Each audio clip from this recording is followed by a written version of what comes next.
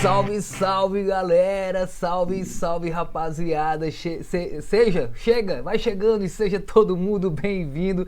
Esse aqui é o nosso Pod Fotocast. Eu sou Marcos Montenegro com o nosso querido Gui Bressan. Fala aí, grande Gui. Meus queridos, minhas queridas, sejam novamente muitíssimo bem-vindos aqui ao PFC, ao Pod Fotocast. Então, o podcast onde se pode falar sobre tudo que você quiser, tudo que você tem, estas pulguinhas cotidianas atrás da nossa orelha, elas vão ser pouco a pouco faladas aqui. Eu sou o Guilherme Bressan, especialista em História da Arte, mestre em Fotografia Contemporânea, trabalhando há já uns 7, 8 anos com soluções imagéticas para os clientes, algo que é muito mais complexo e valioso do que um simples conjunto de fotos. Então aqui estamos muito felizes, eu e Marcos Montenegro, que já está aí com seus 20 e poucos anos debulhando as temáticas, hoje com esta camisa maravilhosa, então aí, quebrando as valas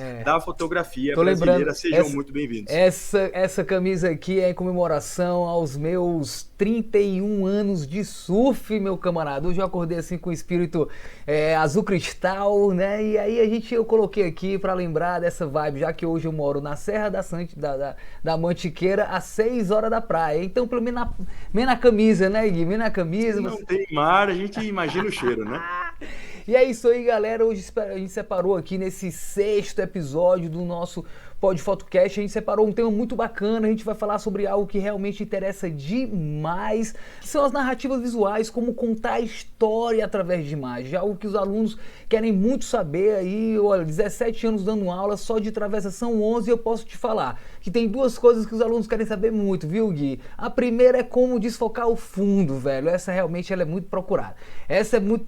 A segunda é como contar a história através de imagem, como passar um sentimento, como realmente, porque enfim, né, Gui, eu acredito que as pessoas não sabem muito, as pessoas pensam que o que engaja, o que conquista, o que traz o nosso Puctum de Roland Barthes, a galera pensa muito que tá ligada à estética, né, a galera pensa muito que tá ligada aí às questões visuais somente, e eu acredito que não, dentro do que a gente estudou, né, dentro das narrativas da história da arte, de todas as linguagens fotográficas, a gente sabe o que engaja, o que toca, é justamente a história, a identificação através dos signos, né? Do que significa aquela imagem, muito mais do que a estética, né, brother? Então, hoje a gente vai estar falando sobre isso, galera, de estratégias e técnicas, até mesmo estéticas, que são técnicas e estratégias para você estar contando história através de imagem. Reforça aí, malandragem. E é muito, muito, muito importante para o pessoal saber que algo diferente é possível de ser feito. Então, a narrativa, que afinal de contas é a grande temática prática, digamos assim, que aqui no Pod Fotocast estou muito satisfeito com as temáticas que a gente tem levantado aqui nesse podcast, mantendo sempre uma linha alternada entre teoria e prática, para a gente não ficar com aquela coisa, então, sempre voltada ao mundo da academia. Sim, queremos trazer o mundo da academia para fora, queremos realmente colocar questões filosóficas, teóricas aqui para fora, para você que está nos ouvindo, mas também queremos ajudar você nas pequenas práticas, nos pequenos conhecimentos, que aqui a gente carinhosamente chama eles de soft skills, porque os soft skills, eles acariciam, então, o nosso conhecimento, eles acariciam toda a nossa técnica, que também parte desta ideia de conhecer. Então, aqui batemos muito na tecla de que é menos equipamento, menos sorte, menos talento, e que é preciso mais estudo, mais arte, mais questões decisivas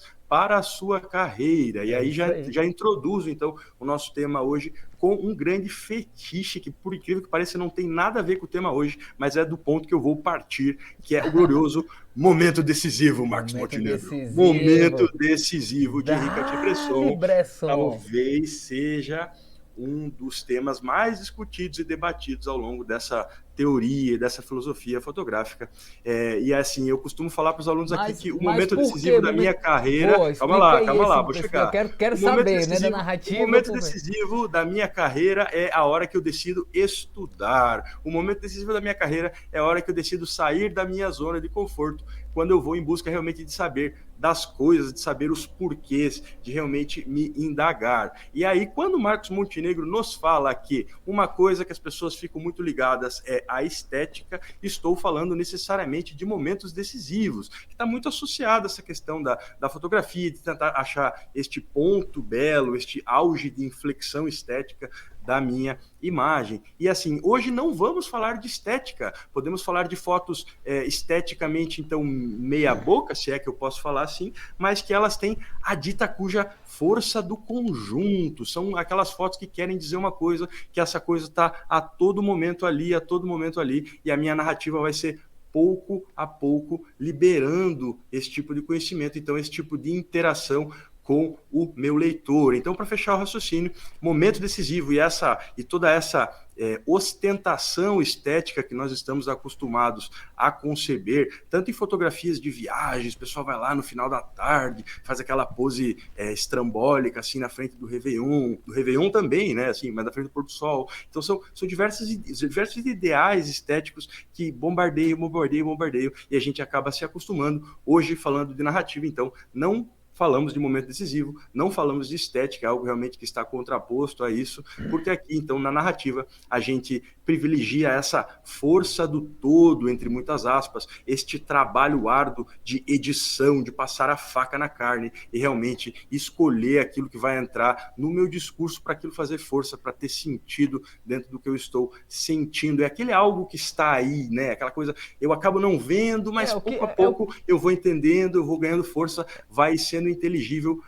mesmo que eu não entenda aquilo literalmente e não veja literalmente. A narrativa me transmite coisas muito subconsciente e conscientemente, né? Vamos lá, então, né? Completando também aí, tá, Gui? Eu acho que o que o Guilherme tá querendo falar, tá, galera? Esse lance de o que está mais ali, né? Além desse primeiro plano, desse bidimensional que é a fotografia, tá? Eu acredito que quando o Gui tá falando aí sobre o momento decisivo, é que realmente as pessoas buscam questões de encaixe, questões tridimensional, até entendem sobre linha de força, sobre questões harmônicas, né? E Fibonacci, a galera adora Fibonacci. Você vai encaixando terço, joga com as cores, então você tem esse jogo que você faz com esses conhecimentos básicos e mínimos, que é a estética, que é a operação e que é a técnica, o que a gente fala muito aqui, beleza? E você tenta sempre estar buscando esse ápice da parábola, né? O ápice da parábola, que é o encaixe de tudo, com o momento específico, com a perfeita luz, o perfeito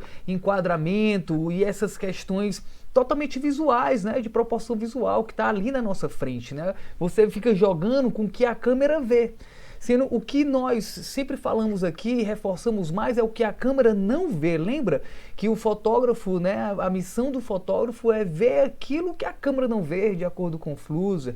E é isso que a gente está sempre priorizando aqui, as questões que eu falo tanto aqui, né, de semântica, de interpretação.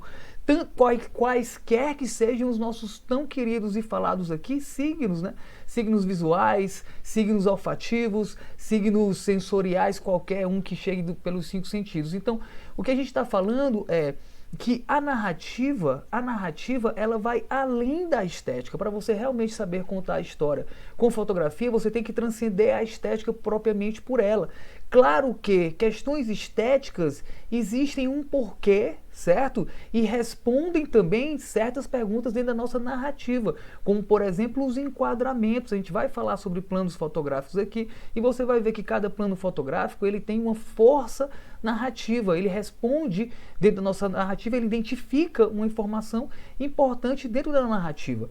Então, o que automaticamente quer dizer alguma coisa diferente para aquele que lê. Exato.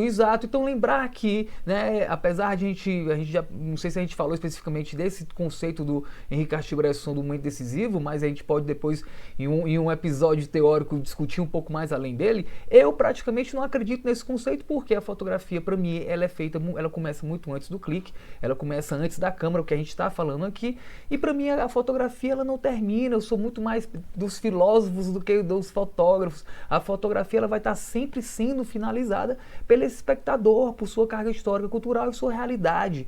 Então, o que eu acredito é que você tem que trabalhar bem as questões técnicas, estéticas, operacionais, as visuais propriamente dito, tudo que a câmera vê, com as questões interpretativas, semânticas, né, que está aí na esfera das ideias, né, da realidade. Porque se você trabalha com essas duas questões, você vai conseguir botar pistas e induzir uma narrativa, mostrando bem o teu personagem, mostrando bem a tua locação, mostrando bem a tua ação, né, o acontecimento dentro de qualquer história. Lembre-se, é a história que engaja, é a história que conquista o espectador, hein? O autor tem que ser ativo também, né? Quando o Marcos fala que a fotografia nasce na nossa mente, eu necessariamente entendo isso como o que eu sempre falo, é o conceito de fotografia, né? É a atividade intelectual de produção abstrata. Então, ela é uma atividade intelectual, ela nasce no meu intelecto e ela é uma concepção abstrata de algo que eu penso ou que eu sinto, né? Então, que difícil é materializar ideias abstratas, né? E aí é o grande papel de alguém, de uma mente genial, né? O gênio, essa pessoa que tem a capacidade de conceber a abstração de maneira muito fluida, muito natural, é esse cara realmente que se destaca ao natural. E se por um acaso a gente não é gênio, meu chapa é estudar pra caramba, é lascar, é suar a testinha e ler muito, ler em outras línguas, inclusive, ver muitos filmes e conhecer muitos lugares, realmente fotografar, errar e realmente estar na tentativa de fazer algo que dê vazão a isso tudo que você sente aí dentro, né? A narrativa, então, se fosse para eu dar uma definição assim um pouco mais concreta, então, de narrativa dentro disso tudo que a gente falou, eu trago assim que seria uma elaboração de autor, né? Um background, uma sustentação, assim, algo que tem impacto, algo que é significativo dentro da cultura que este autor está atuando e que ele sabe que o leitor vai entender, não de certa forma, porque a gente absolutamente não é responsável por aquilo que o leitor entende, só que você sabe que vai mexer naquele sentido, sabe? Aquela agulhada, ela vai ser realmente dentro do âmbito de pensamento que você sente, que você está pensando ali. Então, a própria ideia da narrativa é essa imagem ou essas várias imagens, porque eu posso ter narrativa numa imagem só também. A imagem pode ser tão complexa, rebuscada, conceitualmente, cheia de detalhes. O próprio humanismo, né, Gui? O humanismo, para mim, se você pegar a fotografia humanista francesa, ela conta uma história numa foto só. Né? Todos os grandes, o Deusnot, o próprio Bresson, uma foto dele basta, né, para você ter uma narrativa completa. E assim, não preciso ir tão longe, né? Basicamente, a fotografia contemporânea, ela é muito... ela bebe demais essa fonte, né? Assim, não precisaria nem chegar em Davi LaChapelle, por exemplo, não precisaria chegar em Sophie Calle, ou Sophie Calle, né, como os espanhóis dizem, porque daí assim, você não precisa, porque daí eu estou falando de artistas meramente narrativos, André Serrano, Tracy Moffat, sabe, assim, são artistas meramente narrativos. Eu não preciso, assim, os próprios mineiros aqui da paisagem submersa, né, Peru Mota, João Castilho, Peru Davi, os caras também, João Castilho, meramente narrativo, aquele projeto colorido dele, como que chama? Hotel Tropical.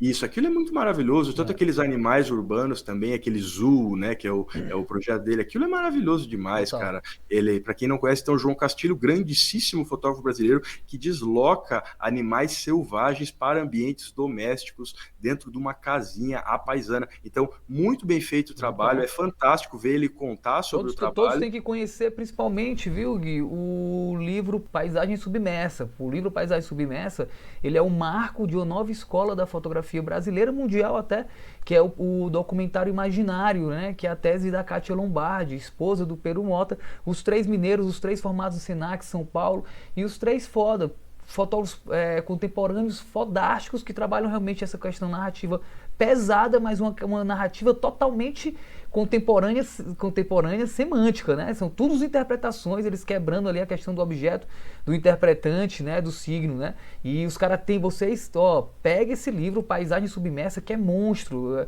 É um livro que foi da Lei Rouanet, 5 anos, né? Onde os caras passaram 5 anos documentando uma comunidade ribeirinha que ia ser alagada por umas águas de uma hidroelétrica. Então, essas questões narrativas da liberdade poética, dessa fotografia contemporânea totalmente interpretativa narrativa, é fundamental, né? E é como o Gui tá falando, né? Uma fotografia não precisa de ensaio, né, Gui? Uma rola, né? Com uma rola.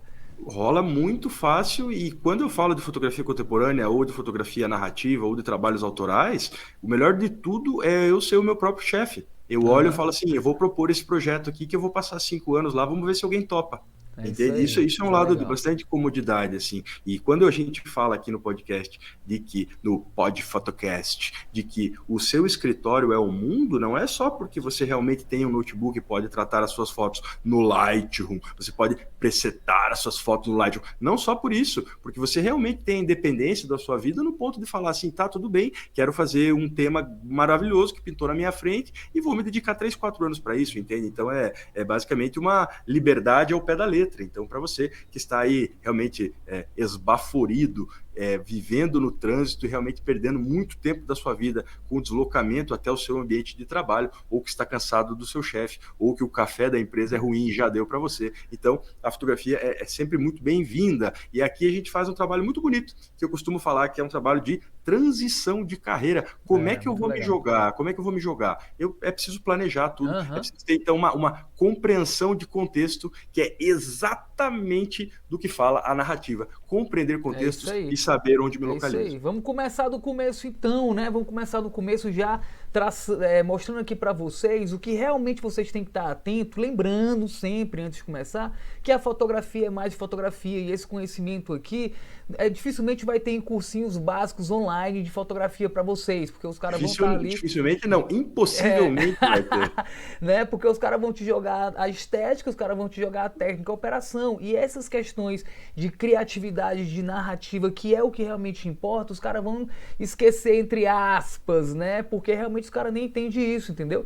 Então entenda o seguinte, tá, galera? A gente fala sobre linguagem fotográfica. A fotografia está dentro da linguagem fotográfica. A fotografia técnica, a fotografia, né, a iluminação, a fotografia, a direção de fotografia, tá tudo dentro da linguagem fotográfica. Então a gente fala de linguagem. E como linguagem, entenda, porra, puta que pariu, não é possível que vocês não tenham entendido isso ainda, né? A fotografia é uma linguagem, é uma forma de contar. E qualquer história, ó, cara, galera, vocês têm que se ligar dessa questão de história, porque até quando você vai vender o seu produto, o seu serviço, você tem que saber contar história, se vender.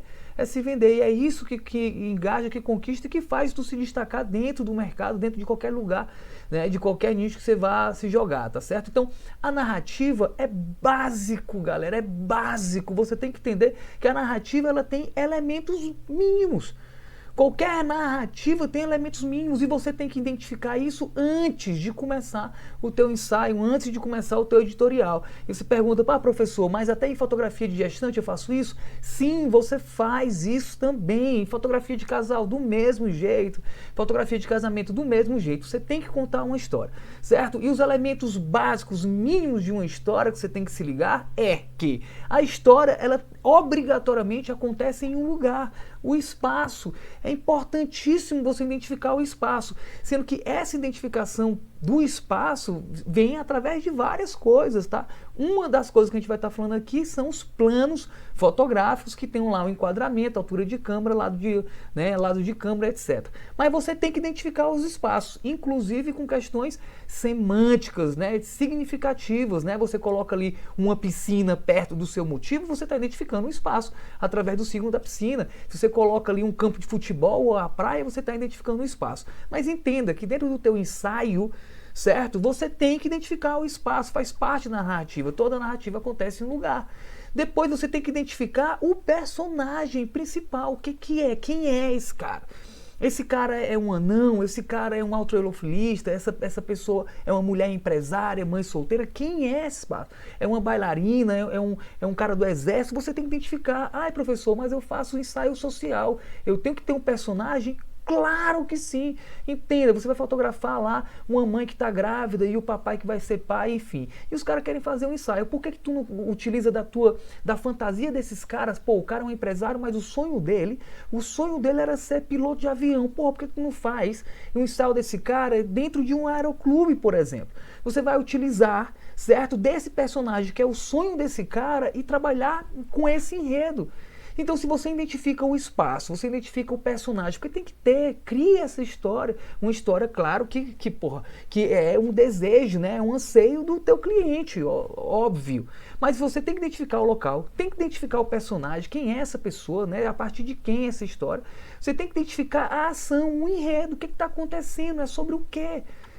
Tem que ter uma ação, não é possível que esse cara acordou e morreu, não, vai ter que ter uma história acontecendo. Então, são elementos mínimos de uma narrativa, certo? E se você realmente for fera e já tiver aí com a percepção expandida, viu, Gui? Você pode entrar mais e aplicar o sentimento.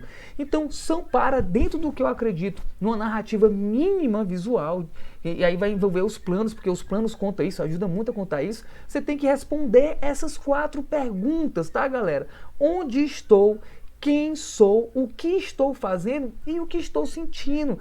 Esse sentimento vai ajudar muito, por exemplo, para os detalhes, né? Vai ajudar muito, por exemplo, você chegar perto do sujeito, tá ali com uma grande angular, pegar a lágrima caindo, um sorriso no canto da boca.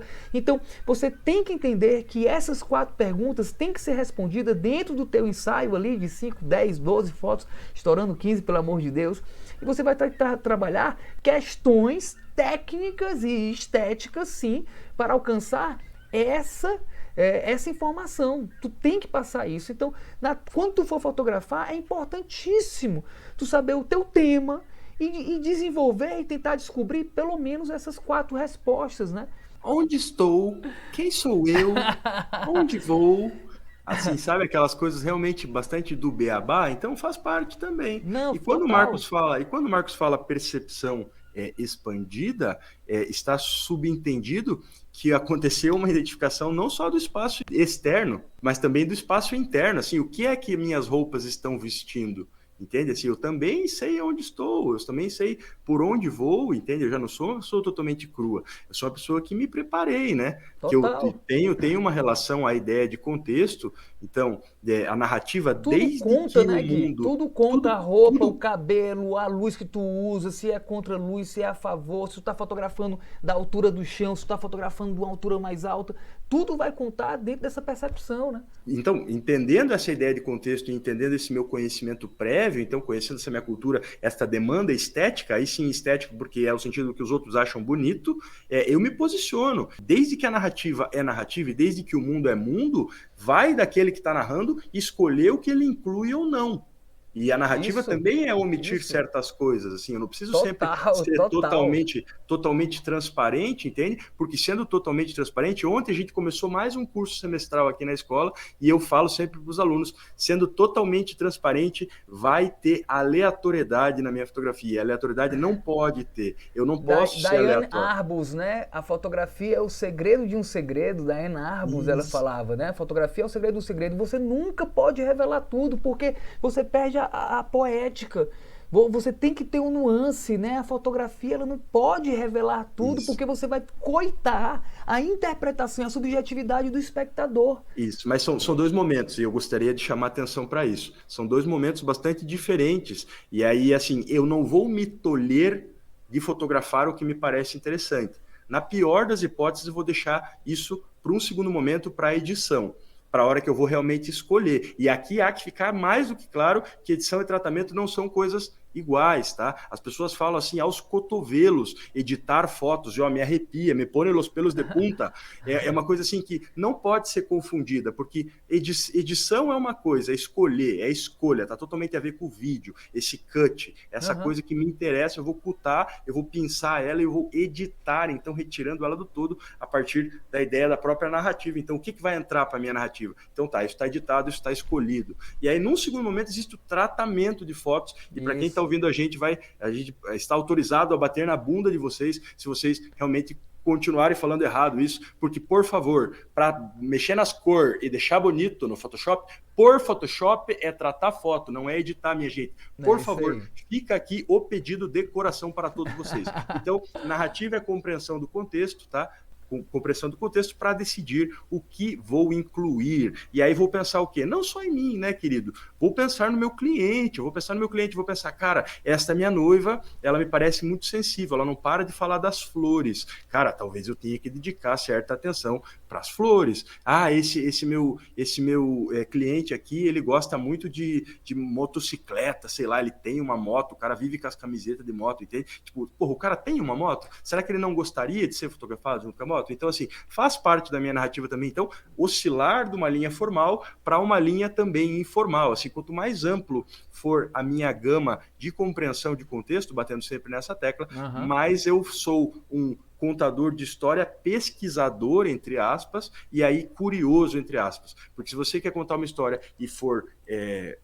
sei lá, preguiçoso, aí não vai dar, velho. O pior fotógrafo é aquele fotógrafo que não tem dor nas costas. Então, por favor, se mexa. Total. É isso aí, cara. É isso aí. A galera tem que se ligar. A galera tem que entender que toda a decisão que tu toma dentro da tua fotografia, ao tu dar o zoom, altera a mensagem, ao tu tirar o zoom, altera a mensagem. Por quê? Porque tu vai mudar a proporção entre os planos. Se tu der o zoom, o que tá lá atrás vai ficar gigante e ele vai entrar mais na importância, na hierarquia visual. Esse conceito, uma coisa que eu falo muito também, viu, Gui? O conceito de hierarquia visual. A galera não entende o que é hierarquia visual. A galera só vai buscar conhecimento estético dentro ali das regras de composição, das regrinhas, né? Terços, ritmo, linhas, etc. e tal. Mas a galera esquece a questão da proporção visual, que é, por exemplo, a temperatura de lente, a temperatura do zoom. A tela objetiva, ela é por si só uma fotografia, uma estética fria, porque eu sei visualmente, eu sinto até no meu inconsciente que eu tô longe. Quando você fotografa com grande angular, você tem uma temperatura mais quente, entendeu? Então, tudo vai mudar se você fotografa com grande angular a 1 metro da pessoa ou se você fotografa com 100 milímetros a 20 metros da pessoa. Você tem que entender, galera, que a tua narrativa, a gente vai falar um pouquinho aqui sobre os planos, que já ajuda muito, mas vale lembrar que o conceito de plano fotográfico não está somente relacionado ao enquadramento, que é aquele ali, né, um plano geral, mostra o espaço e um pouquinho do personagem, plano conjunto, o personagem corpo completo, plano americano, o personagem ali do joelho. Não é só isso, tá, galera? O plano fotográfico ou cinematográfico, tanto faz, depende da língua que você está usando, ele tem 4 coisas, 4 decisões, eles vão influenciar na significância, na interpretação da mensagem do teu espectador, que é a decisão do enquadramento, porque entenda, eu com 20mm ou a 16mm eu posso fazer um enquadramento geral ou um enquadramento conjunto. A mesma coisa eu posso fazer com a 150mm, um enquadramento geral ou um enquadramento conjunto, sendo que as fotos vão ser diferentes e a interpretação vai ser diferente. Então, o plano, diga lá, Gui. E quantos passos você vai dar para trás também, com toda certeza, né? Porque para você fazer um plano geral com 155mm, você vai ter que estar um pouquinho longe. Tá longe. Entenda que essas questões, até da distância física que o fotógrafo está do modelo, da zona focal, você percebe isso ao você ver uma imagem, porque o teu inconsciente já tem essa informação. Ele já sabe que quando a imagem está aparecendo de certa forma, você sabe que o cara está longe e que está com a tela objetiva. Então, essa escolha de distância vai sim alterar na percepção do leitor. Assim também como a altura da tua câmera, brother. Se tu tá em pé ou se tu tá deitado, vai mudar tudo, porque tu vai entrar ou em plongé ou em contra-plongé, ou em zenital ou em contra-zenital. E esses ângulos de câmera, isso se chama altura de ângulo ou ângulo de câmera. É sentimental, brother. Você meter um plongé e você meter um contra-plongé é sentimental, você tem que entender isso. Então entenda que o plano fotográfico, o enquadramento conta, o ângulo de altura, o ângulo de lado, que é 45, que é lateral, que é frontal e que é de costas. Muda também você fazer um plano de alguém de costas e fazer um plano de alguém de frente, é completamente diferente de questões sentimentais. E também a distância focal, porque se você dá o zoom tem uma aproximação, tem um achatamento dos planos, né? Aquele efeito óptico, e isso vai mudar a percepção. E se você botar uma grande angular, pela aberração monocromática, vai ter um distanciamento dos planos e vai ter um outro sentimento. Então, galera, entenda que toda escolha, toda decisão sua vai alterar na interpretação sentimental, inconsciente do teu espectador. Acontece que tu não pode fazer isso, deixar isso ao acaso. Tu não pode deixar isso sem tu ter a consciência do que tu tá fazendo. Tu tem que parar, pensar nisso. Porque, missão, tu quer contar a história com imagem, então tu tem que responder aquelas perguntas lá, no mínimo 4. E tu tem que entender que cada plano fotográfico te ajuda a contar algo, tá? Mas entenda que toda decisão que você tomar na fotografia vai estar, sim, né, influenciando na interpretação pelo outro.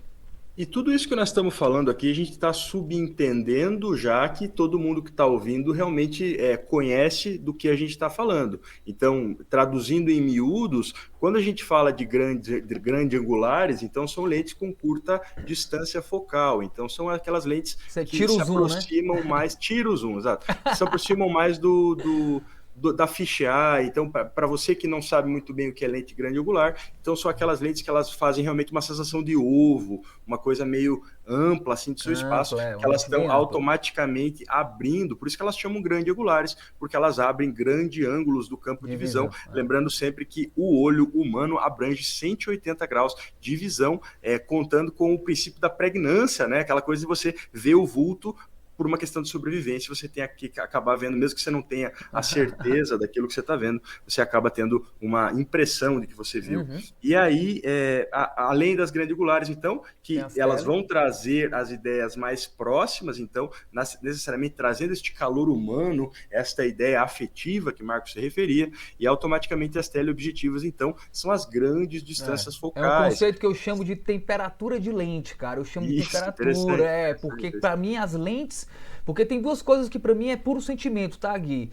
Não, assim, duas cores pesadas, que é a luz e a distância focal. O zoom, brother, é sentimento pra caralho, né? Fora a altura de câmera, etc. Mas, e são as duas coisas que acabam conformando as hierarquias visuais, né? Porque eu tenho que ter certo tipo de predominância de luz na minha coisa principal e eu tenho que ter um certo tipo de predominância de intenção na escolha da minha lente também. Isso, então, forma toda essa ideia de prioridade, então, de hierarquia, então, estando um acima do outro, como a gente está comentando nesse momento. E aí, a teleobjetiva, então, mesmo que eu não saiba que essa fotografia está sendo tirada ou que essa cena está sendo filmada de longe, eu sinto, tá? Então, eu tenho uma intenção, de alguma forma, o próprio cinema me passa isso em muitas oportunidades, naquela cena que os mocinhos estão brigando na batalha final, contra o pior vilão no fim do filme, realmente eles estão sendo mostrados de cima, então essa coisa do plongé, então, como o Marcos se referia, essa já é a nomenclatura que o cinema adota. Na fotografia e no português a gente acaba falando um pouco mais sobre picado e contra-picado, daí a manha de cursinho... É espanhol, viu? É espanhol, picado e contra-picado. Picado e contra-picado.